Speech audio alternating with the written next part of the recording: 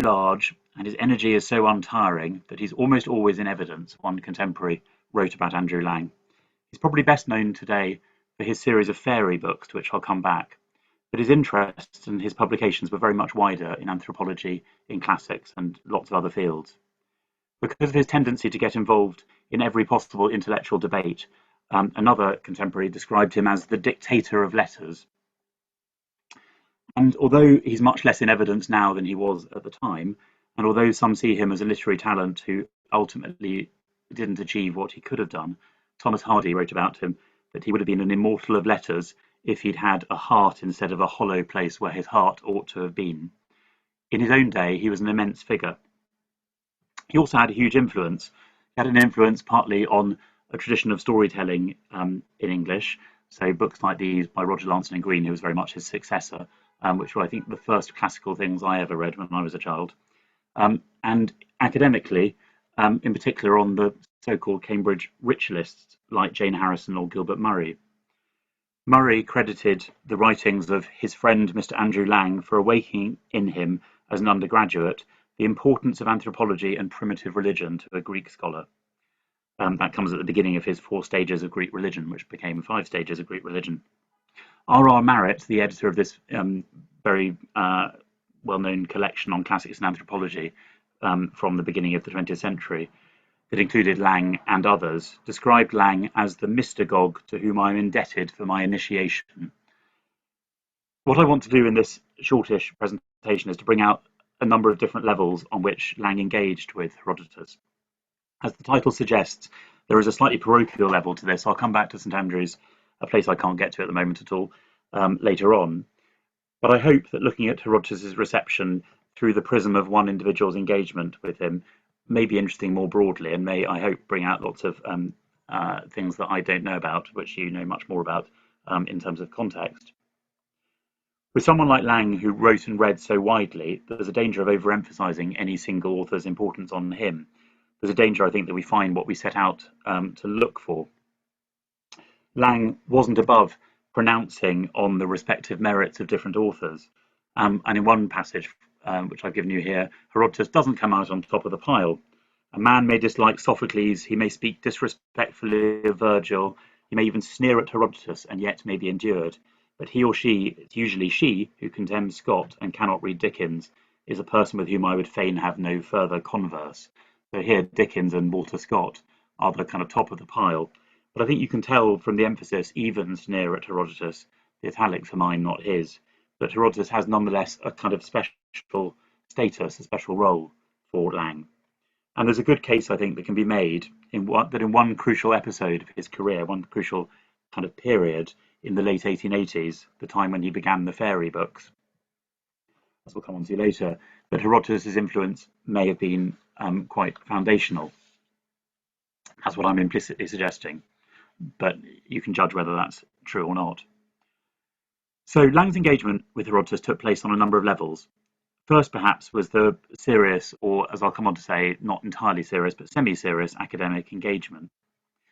In his anthropological work, for example, he didn't just make a ritual nod to Herodotus as the father of anthropology in the way that, for example, Tyler did in Primitive Culture. Tyler does use odd exemplar, but it's very isolated, and for the most part, it's a matter of saying he's the father of our discipline in a kind of passing paragraph. For Lang, Herodotus provided part of the body of evidence to support the case that similarities in human customs across cultures were the result of universal human characteristics rather than diffusion. This is part of a much wider debate of monogenists against polygenists, and which I won't go into because I couldn't go into it in much detail. So, for example, in his Household Tales, Lang writes, "If all evidence from all quarters and all ages, evidence learned and unlearned, ancient, medieval, and modern, agrees in certain points, and if many of the witnesses express surprise at the occurrence of customs and notions which our reading shows to be almost universal, then let the undesigned coincidence itself stand for confirmation." There's an irony in this emphasis on universal human characteristics that Herodotus, in being used, of course, is so keen himself on diffusionist models. But that's not obviously the only current in the histories. Lang also, though, engaged with Herodotus directly in scholarly terms in particular by reissuing, with his own lengthy introduction, the 16th century translation of Book 2, done by B.R., usually identified as Barnaby Rich, the first, albeit partial, translation of Herodotus into English. This wasn't entirely a serious venture for Lang, although I think there was a serious agenda to it, which I'll come on to.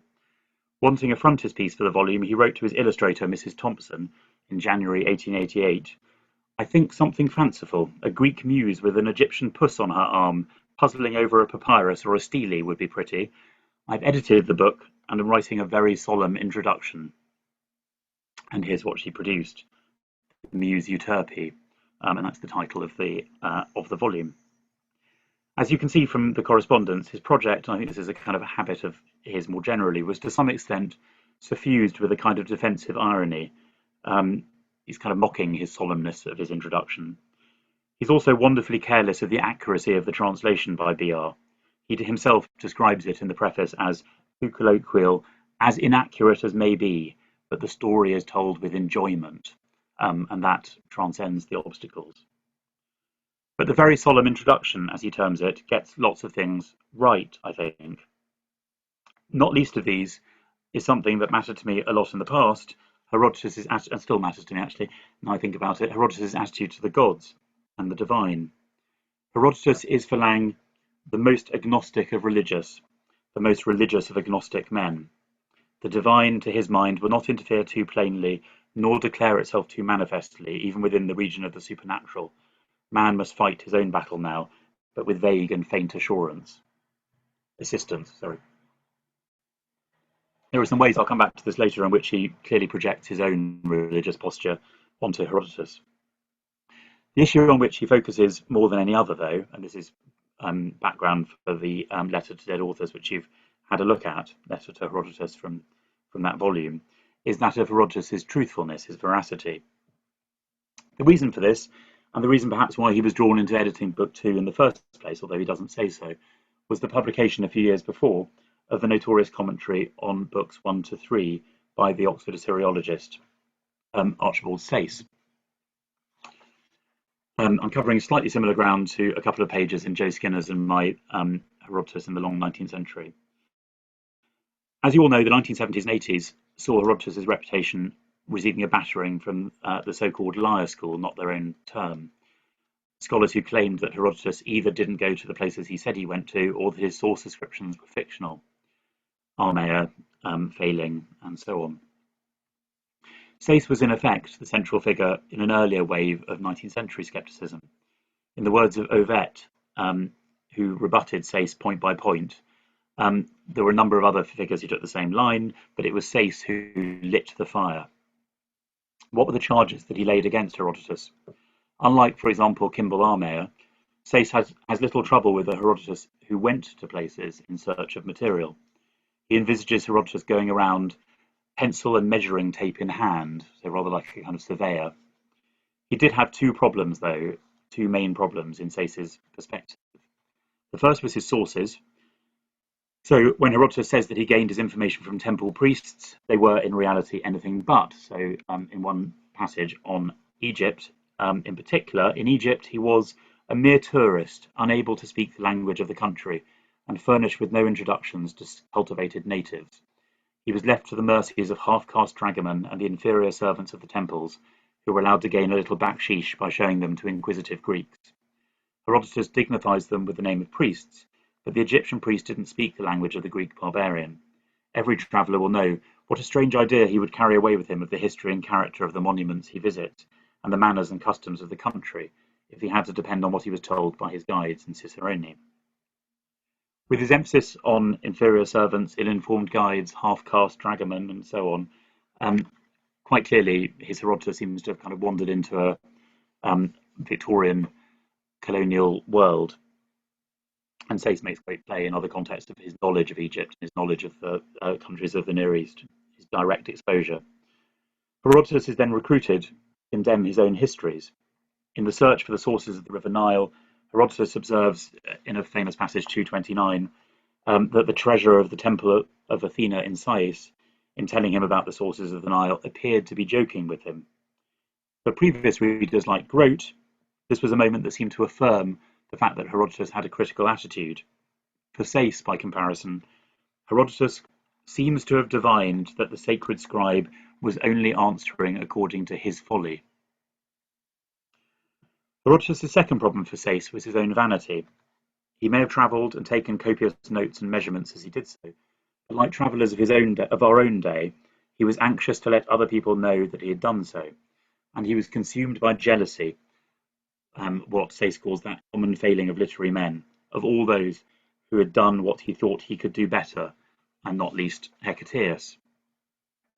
There were a lot of the whole spate of hostile responses to Sayce. One of the finest is by the Dublin classicist Robert Yelverton Tyrrell, who said, "This is to gash Herodotus, not to dissect him." And rather marvellously, "I cannot see why Mr. Sayce should read Herodotus, since it seems to make him so very angry." A.L. Myers, John Linton Myers, author of the famous book in 1953, Herodotus, the Father of History, subsequently Wickham Professor in Oxford, the first Wickham Professor in Oxford, seen here during his sabbatical in the First World War as a pirate, his term, and what he broadly did, although it was a bit more official than that, reflected later how one question that perplexed him and his fellow students in Oxford was, if Herodotus is such a fool as they seem to make out, why do they go on setting him? Lang too jumped to the defence of Herodotus' good faith. In part, he points out the lack of coherence in Sayce's charges, but he also tries to put his practice and methodology in context. What was an edition in these early days, he asks. What was the mode of publication? That's his question. And what was plagiarism? There is, he wrote, an age in the evolution of literature, an age surviving in the East, when each man writes, uses, and annexes as a matter of custom the compilations of his predecessors. Herodotus may have been just emerging from this artless period of recognised plagiarism. At bottom, though, something I'll come back to a little bit in a different light at the end, his defence of Herodotus comes down to a question of character.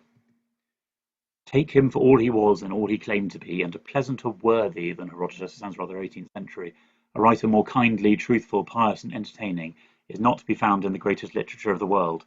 He was not a modern philologist or Egyptologist, but one is puzzled to understand how this inevitable defect can be so unpardonable as to make him appear in the eyes of learning a liar, a boaster, and a thief. Lang also, though, as you all know if you've looked at the text I circulated in advance, unleashed a riposte to Sayce in non-scholarly form, in the form of the letter in Herodotean style to Herodotus himself, one of his well-known series of letters to dead authors. The letter recounts the author's journey to the island of the Cimmerians, i.e. Britain, to seek out the truth of Herodotus' reputation, whether his tales be true or whether they be false, in this passage from the opening. In passing, it includes a wealth of Herodotean description of contemporary Britain of the sort that those who were here for the week on Beazley would be familiar with, of the chariots that run under the earth in London, underground trains, or of how people dress inadequately in winter. But at the heart of his letter is his lengthy encounter with an unnamed priest in the city of the Ford of the Ox, or the city of the priests, i.e. Oxford again, who regales the narrator with all of Herodotus' lies. This unnamed priest is clearly identifiable as Sayce by his college, that temple called the House of Queens, and the description of his reputation. He had a name for knowing most about Egypt and the Egyptians and the Assyrians and the Cappadocians and all the kingdoms of the great king, he says later on in the letter. Lang's letter climaxes with his beseeching Herodotus to speak again through some oracle so that he might be relieved of the burden of his lies, these accusations, i.e. Sayce's accusations, the priests. But the nicest aspect of the letter, I think, is simply the identification of Sayce as a priest. By casting Sayce as the most knowledgeable of the Oxford priests, one who contradicts himself, is ignorant of well-known facts, fails to listen to reasonable objections, and who himself gives the impression that he was making game and sport, like the priest of 229, he renders Sayce's protestations of Herodotus' lack of truthfulness absurd because of this way in which he's transposed into that position of the priests in 229. This letter to Herodotus was only one of Lang's, if you like, direct literary responses to Herodotus. He also wrote in English 2 short Herodotean accounts, both in English, of Herodotus' visit to another town in Britain, and this is where we reach St Andrews. Lang's connection to St Andrews was that it was his first and dearest alma mater. He went on to Oxford via Glasgow as a kind of stepping stone. His poem, Almae Martres, compares the charms of Oxford and St Andrews and comes out in its final verse decisively in favour of what he calls the College of the Scarlet Gown. It's very characteristic of his verse generally. All these advantages of the last verse, hath Oxford all a dear, but dearer far the little town, the drifting surf, the wintry year, the College of the Scarlet Gown, St Andrews by the northern sea, that is a haunted town to me. That's the climax of the whole thing. He lived in St Andrews, had a house in St Andrews, and is buried in the cathedral grounds with a handsome memorial just inside the chapel, one of the chapels featured on the left. One of his two Herodotian accounts, published in 1892 in a golfing miscellany, is mainly taken up with an etiology for women being excluded from the Royal and Ancient Golf Club. The women of the St Andrians are somehow wont to be excessively beautiful beyond those in other cities. There is, however, a certain holy place where they are not permitted to walk. Concerning this they tell a sacred story. When Io came to St Andrews in the shape of a cow, she was grazing in the field. Now one of the club men was endeavouring to strike a ball into a small hole, as is the custom, and having struck the cow, she instantly became a woman again, whereon the clubman imprecated a curse upon any woman who entered the sacred place, averring that he'd been put off his play by the circumstance which I've just mentioned. This then became the law, even to this day, although actually I'm happy to say that it's no longer the law, but only relatively embarrassingly recently. The focus on the beauty and seclusion of the women is one of the repeated tropes that you've seen in other pseudo-Herodotian accounts like Beasley from an earlier week.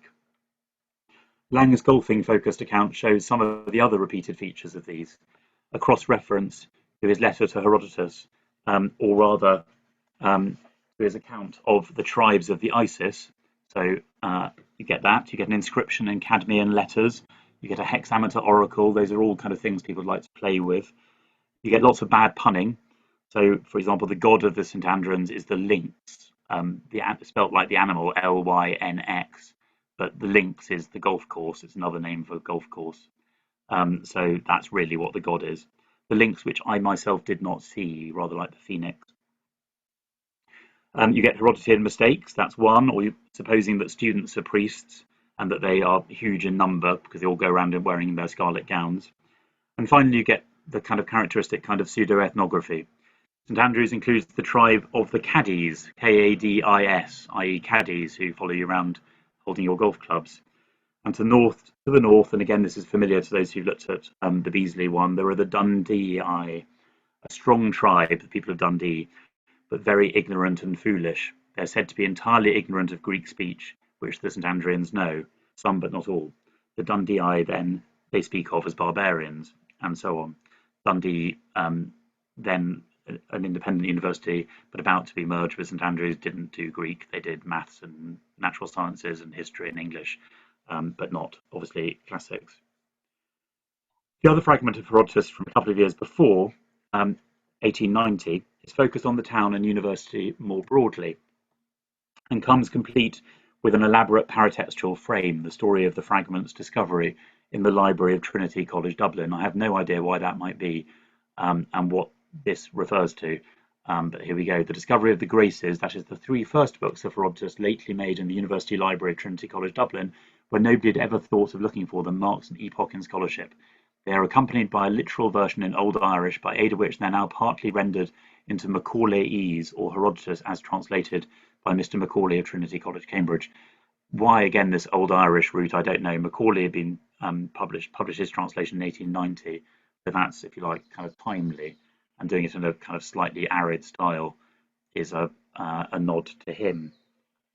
It's all, I think, influenced by the kind of elaborate paratextual kind of prefaces you get in Walter Scott novels. That's my best guess, but other people might know more about the kind of context for this. His account covers the foundation of the city by St Regulus, the saint who carried the bones of St Andrews from Patras but was shipwrecked in St Andrews. You get more wagons propelled by fire. You get the theory that St Andrews should really be called Edenborough because the river is called the River Eden that goes alongside St Andrews. Obviously, Edenborough is a confusing with Edinburgh, and it's kind of so there's the Herodotean mistake, and you get more ethnography.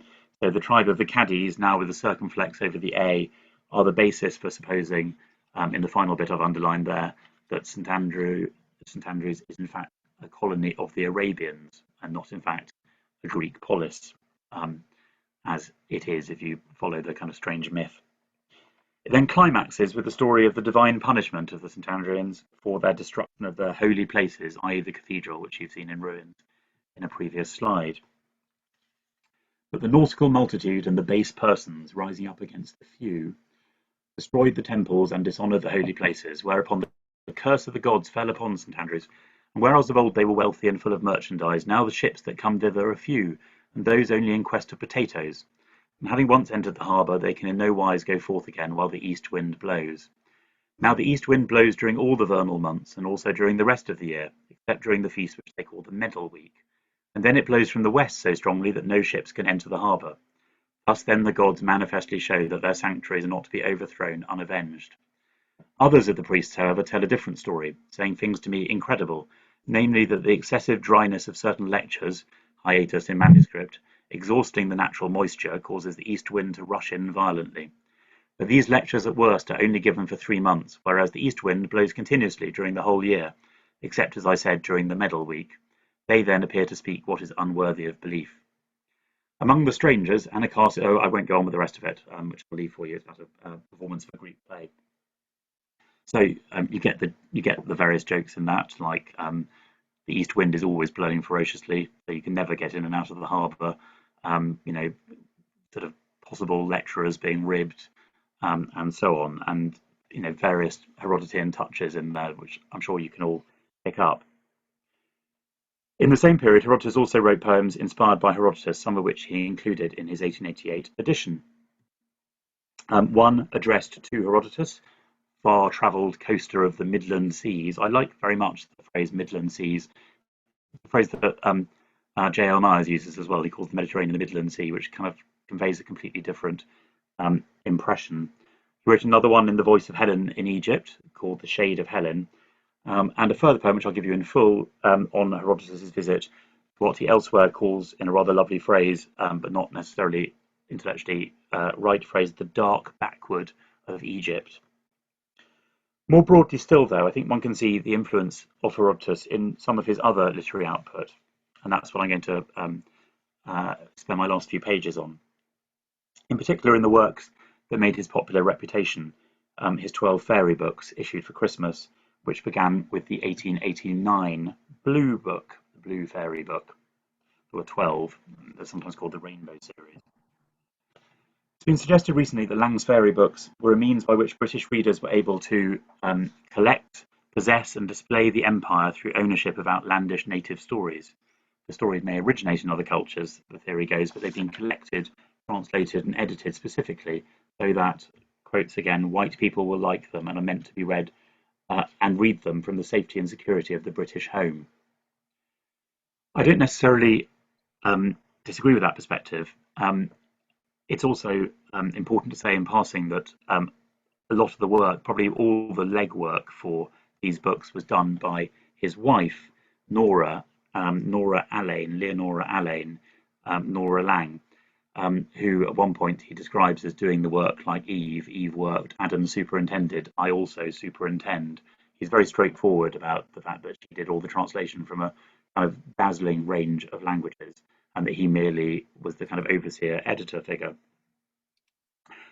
It's very striking, as it happens, that she came from, going back to that imperial reading of the fairy books, because I don't want to give a kind of uncomplicated sort of whitewashing reading of them, that she came from a Bristol family of Barbados plantation owners who at the time of abolition applied for compensation for 845 slaves.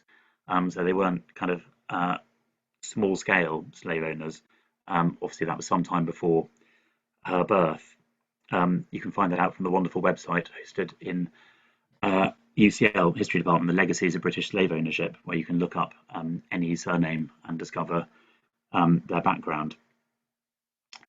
But in this harvesting of folk tales from all over the world, I think you can also see that Herodotus was a model, not only in his range, but above all in what Lang sees always as his sympathy, in his apparent suspending of judgment over the truth of what he records. That goes back to that concern about veracity earlier on. To quote that poem a moment ago on Egypt, he mocked not at their godhead, for he knew behind all creeds the spirit that is one. In the understanding of G.K. Chesterton, Lang's own agnosticism was sort of foundational to his openness to other people's beliefs. If he couldn't believe in gods, Chesterton wrote, he would at least believe in man, and this concession revolutionized anthropology.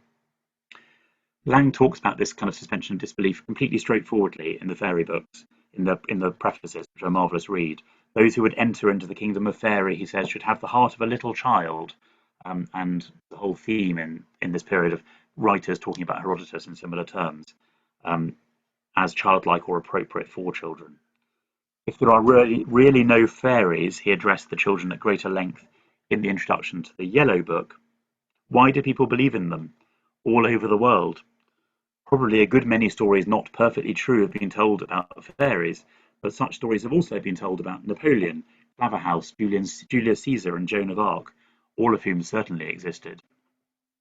So he, again, suspends belief. Herodotus' influence can also be seen, or at least I think maybe muted a little bit, an affinity with Herodotus in a kind of fatalism. Central conviction, and I think my own view is that this is a central conviction for Herodotus also, seems to have been, in his case, a distinctly melancholy sense of the mutability of fortune. He was convinced, according to the novelist Marie Lowndes, Hilaire Belloc's sister, that almost everything for which he cared would be destroyed, especially university buildings and libraries. There are some of my colleagues who have that view about libraries and think they're always going to be destroyed and the books pulped, which I hope won't be the case. This pessimism is expressed in the pathos of some of his poems, for example, The Cities of Old Time, where again he goes back to antiquity for reference, subtitled A Very Godly, Brief, Tedious Ballad of the Mutations of Fortune. Babylon, Ilion, Argos, Sidon, Prince, marvel how the peoples wane, till London pass with all her grime, and all her wealth of gold and grain. Where are the cities of old time? But through all this destruction, which is a kind of repeated motif, one thing will survive, as he lays out at the end of his introduction to the Red Fairy Book, and one of the finest passages of his prose from those. The thing that will survive is stories, logoi. Stories like these will live or will revive when in the changes of human fortune science has been lost, when electricity and steam and chemistry are buried with their engines and their crucibles beneath the ruins of a world and under the accumulations of innumerable earthworms. Faiths and empires and philosophies have crumbled and faded, and left the fairy folk happy still in their kingdom beyond the river, which runs knee-deep with blood. These legends will be heard when the steam whistle is silent, and when the crack of the rifle, the roar of the cannon, are sounds forgotten and unknown. Again they will inspire poetry, again be the warp and woof of romance, immortal while man lives, and only to be forgotten when the chill ball of earth rolls round a frozen sun.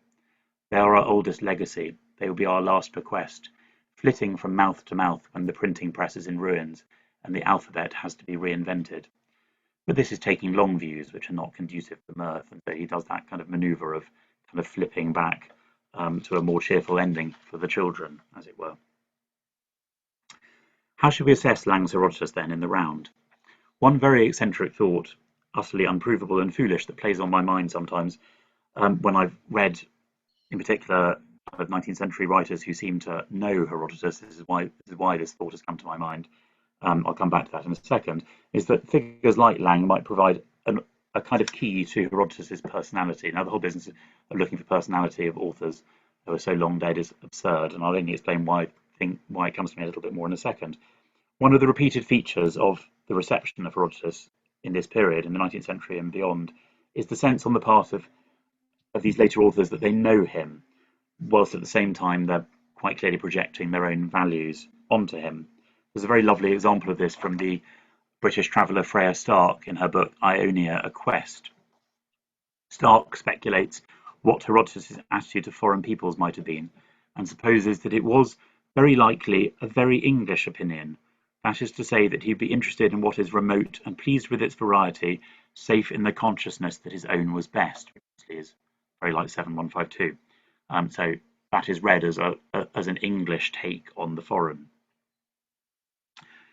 More generally, the stereotype of Herodotus is always of the genial raconteur, garrulous and irrelevant in the phrase that J.L. Myers uses in arguing against it. Because he tells charming stories, he must have been a charming, genial guy. And that's an idea, I think, that still persists fundamentally, very widely. But there's another way, I think, of looking at this, which seems to me intuitively more convincing, and this is where Lang comes in. Walter Benjamin observed the lack of interiority in Herodotus' text, what he called a chaste compactness in his narrative, which precludes psychological analysis.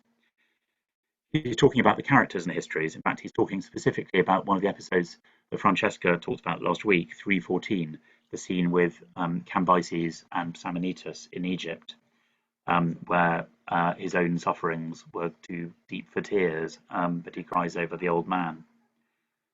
Something similar, though, might be said about the author-narrator. The more that in scholarship on Herodotus we've focused on, rightly, on Herodotus's ironic undercutting of his own logoi, his subtle reflections on contemporary events, the clearer it is that his authorial persona is, as it were, veiled. His interventions, to my mind, aren't revealing. They're almost the opposite. I wonder whether Lang, the teller of tales par excellence, wry and charming in his written style, but personally aloof, as detached to all appearances as a cloud, in the phrase of Kipling about him, might be a better model for how we envisage Herodotus than, as it were, the kind of big jolly man with a beard, which is the stereotype that I think one comes across too often. This portrait is the one of Andrew Lang in the Scottish National Portrait Gallery, which, if you ever get a chance to go to Edinburgh again, is incredibly worth a visit. So that's Lang as Herodotus then, which is just a ridiculous fancy on my part, but I hope may be a useful antidote to the idea of the friendly raconteur, which, as I say, is an idea that refuses to die. Lang's own view of Herodotus is, I have to concede, rather different from that. He's not a gossipy old gentleman, but all that talk of Herodotus as a worthy, wide-eyedly open to the traditions and tales of different nations isn't very different from the standard approach in the Victorian age to see Herodotus as childlike and ingenuous and suitable for children, effortlessly expressing the character of his age. That's not quite Lang's position. He sees him as more knowing than that, but there is, I think, an overlap between that position and his. In the same way, in 1919, Gilbert Murray spoke in support of a proposal that the teaching of Greek should begin with Homer and Herodotus on the basis that from these two authors you get more of the Greek spirit, to the square inch than from any other author. It's a lovely idea that you might be able to measure Greek spirit like measuring kind of flooring, but there you have it. They have this further advantage, he added, that they are the kind of literature that appeals to the young, unlike Thucydides, who is a middle-aged author. That's from the Proceedings of the Classical Association, 1919. This kind of approach underestimates, I think, obviously, Herodotus' archness, his argumentativeness, and it creates also, and this is, I think, the important point, a too convenient cover for the question marks over his accuracy and, if you want to go there, honesty. There's a common narrative which goes back, I think, to Momigliano's famous article, but also is expressed by Francois Hartog in his Mirror of Herodotus, of a shift across the 19th century from a trust in Herodotus to a fundamentally skeptical account. Herodotus' stock goes down as Thucydides goes up, is the basic message. I think this isn't, in my view, quite right.